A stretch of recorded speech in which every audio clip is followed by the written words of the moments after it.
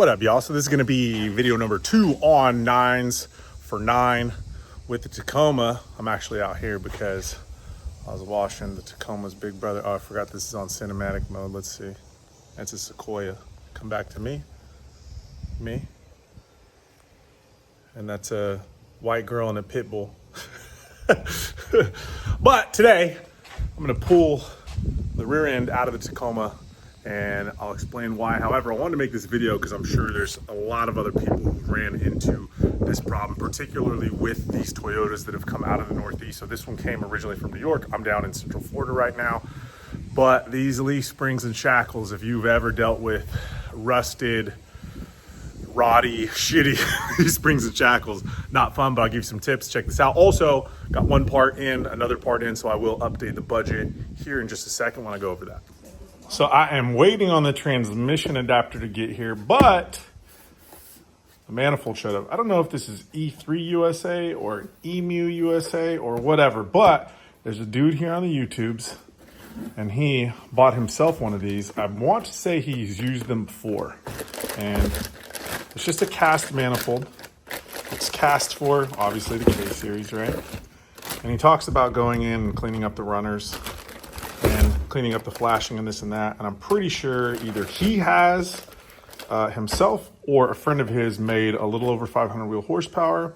I could be thinking of someone else, but either way, this dude I'm talking about who does the dremeling on this and cleaning up of this manifold himself, I'll put it in the description, so check that out.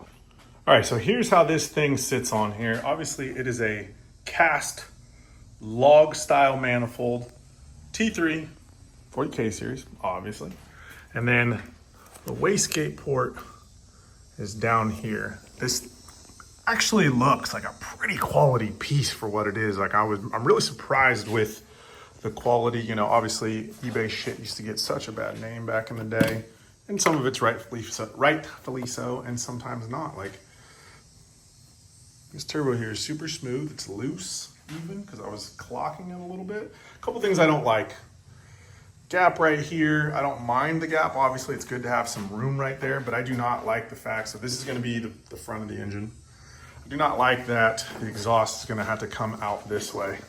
I was really wanting to have this turned around so that the exhaust can flow out the back. What I was probably going to do is have it exit like right here-ish.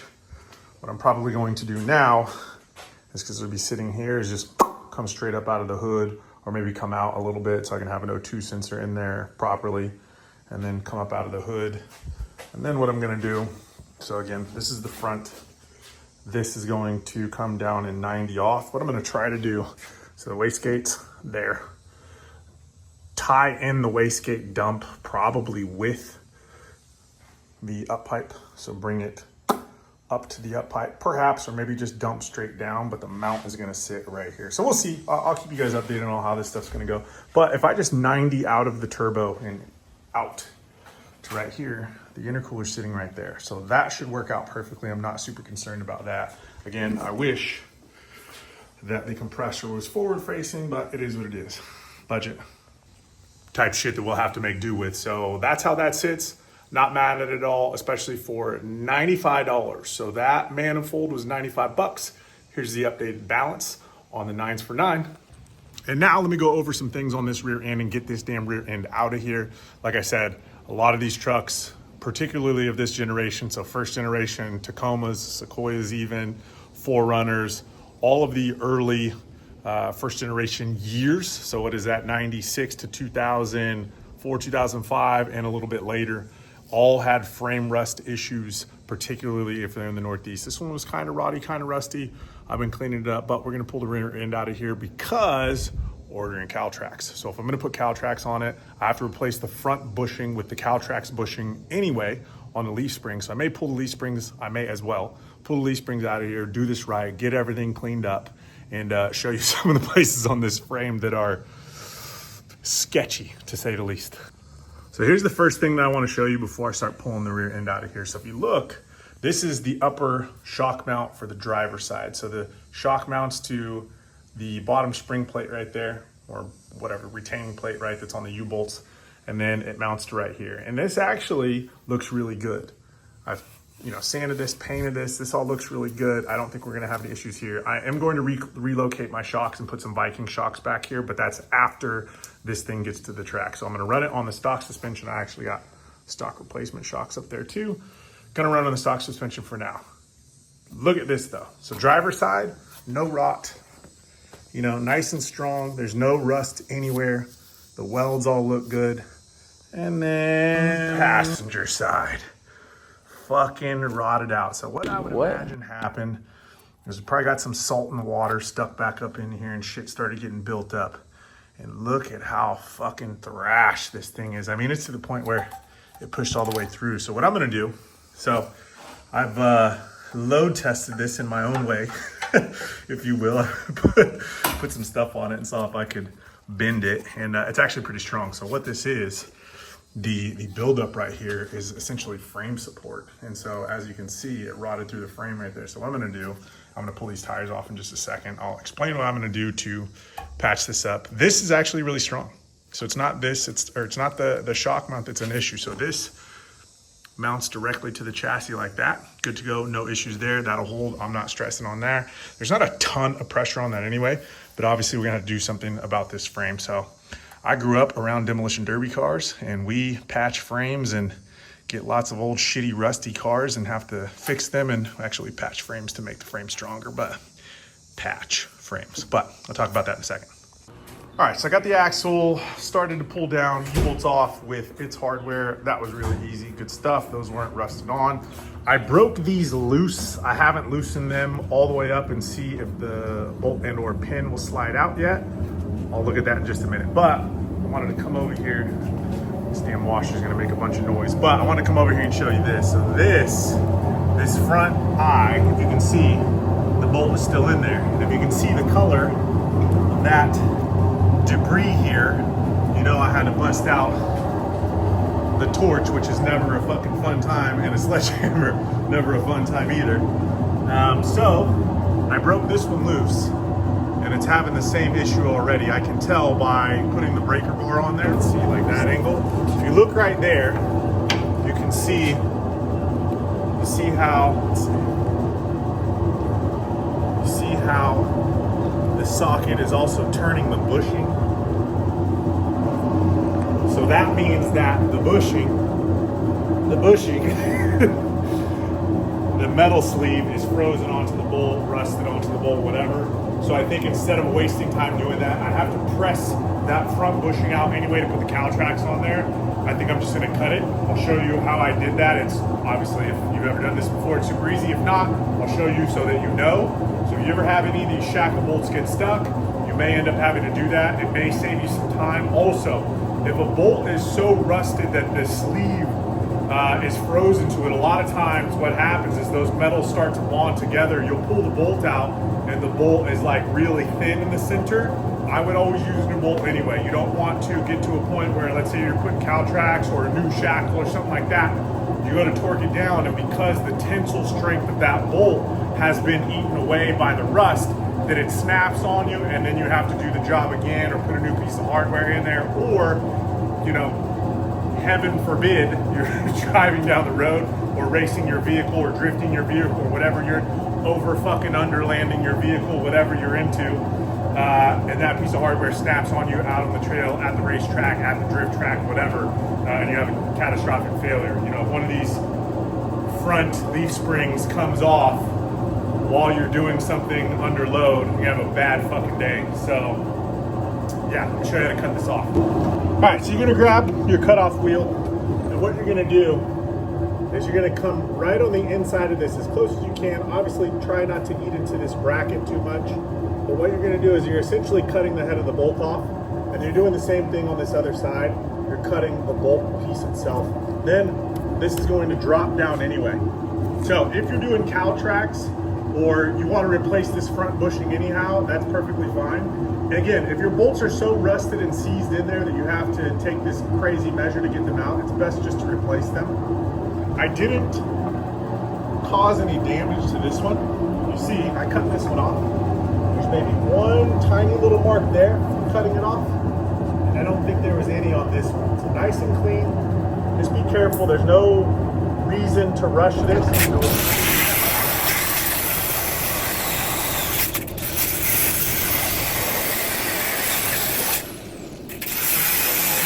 So if you cut this outside bolt first, or this outside first, right? So the outer side. If you cut that first, what happens is it takes any pressure that's on this shackle off. And you see how much of the bolt is exposed now? It makes it just super easy to cut. So cut this one first. I mean, it'll probably do it for either side. I've just found it's easy to cut the bolt head side first and then do this side.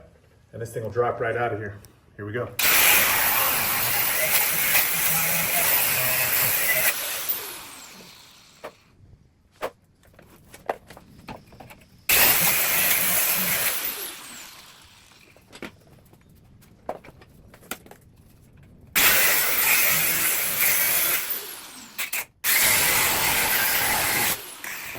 You see how I was cutting that last time? Yeah, don't do that shit. You don't want to turn the disc towards your arms, but I don't always do the smartest things. Just don't do as I do. I'm gonna pull these shackles off. Maybe. Wish me luck.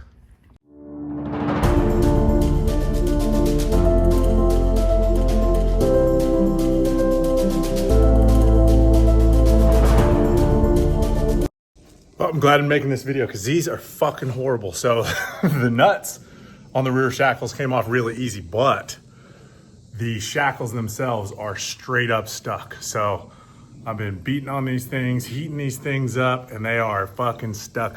Check this out. So this one I've beat to the point where it's bent now.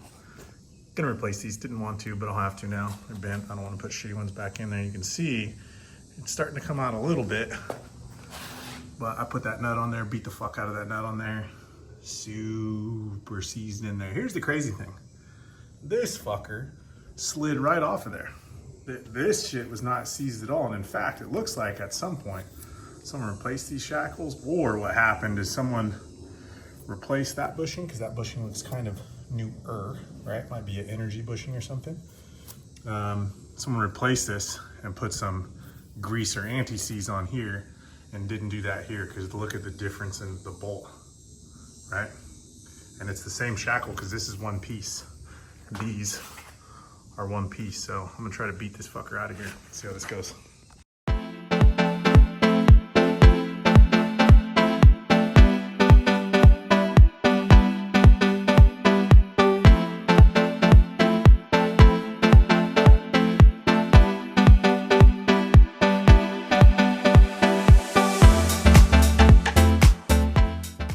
Well, learn something new every day. So this is the shackle, right? So these are gonna go on the outside, like this, through here. They just push through here. But the crazy thing is, so these both press in there, these center pieces, these center pins. This one is so tight in here, but it was frozen, but it's just rubber that's in there. You can see it's a little nasty in there. This doesn't look OEM, so I'd imagine someone changed these out at some point. But this shit was stuck on there, but it was just stuck on the end. But this is, if you can see, that's actually a piece of that. It's not frozen or rusted or whatever you want to call it. It's actually a piece of this large pin itself. I ended up cutting the nut off. I don't know where it went, but because I thrashed it, not because it was where it was stuck, but they both pulled out. See how much cleaner this one looks? This one almost looks like hardened steel, or I don't know, I'm not sure. But this shit was super stuck in there. Maybe I would maybe have tried to press. If I was to do this again, I'd try to press. Something I will say though is that when you're, especially for a drag car, and I can't speak for any other vehicles, I'm only talking about drag racing suspension. When it comes to these rear leaf springs, you don't want any binding back here. So the fact that, like, even this, right, push this pin in here, and then it doesn't want to rotate back and forth, right? As soon as it's connected back right here, it's really hard to rotate back and forth. So if any of you have seen leaf spring setups with sliders in back, it's like a rail. The pin goes through and it moves back and forth, because the rear side of this leaf spring, you don't want bound up at all. You actually want it to move as free as possible. So what I wanted to do with this is get these out of here. Obviously drop the leaf springs so I can clean them up and paint them and that kind of stuff and maybe replace those, but those look good. And these have a metal sleeve, so I'm just gonna grease the shit out of these so that they move well. But the reason I want to get these out of here is to see if I could get them to move freely. There is no metal sleeve in here. This is just rubber.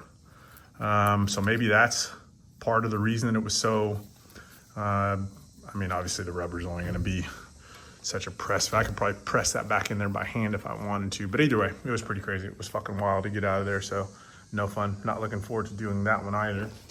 Like I said, if one of you guys has a drag truck or a drag setup like this on the Tacoma and you did something different back here, let me know. I'm curious what to do back here and or what route I should go. I'm gonna look for some rear bushings that have a metal sleeve in the center.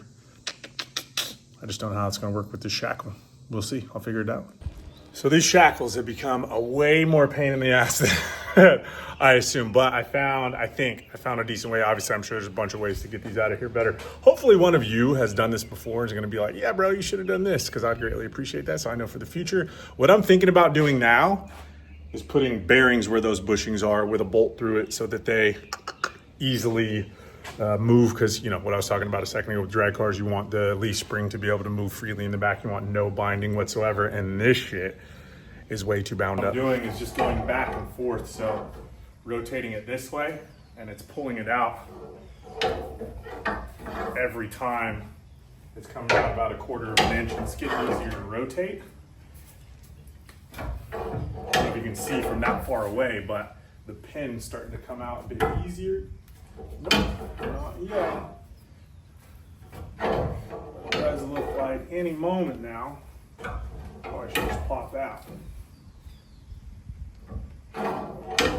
Dude, these are a fucking pain in the ass. I do not recommend doing this if you don't have a full day. I was like, oh, I'm gonna go in and watch Formula One race in a minute, but I was like, oh, I'll do these shackles real quick. I was wrong. Not real quick. Been out here for hours now, so I want to finish this up though.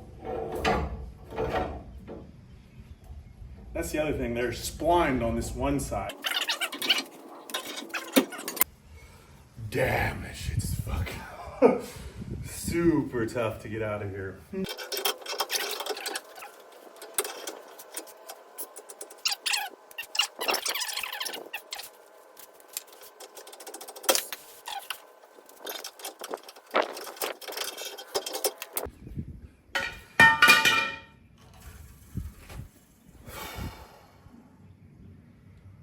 Fuck, bro.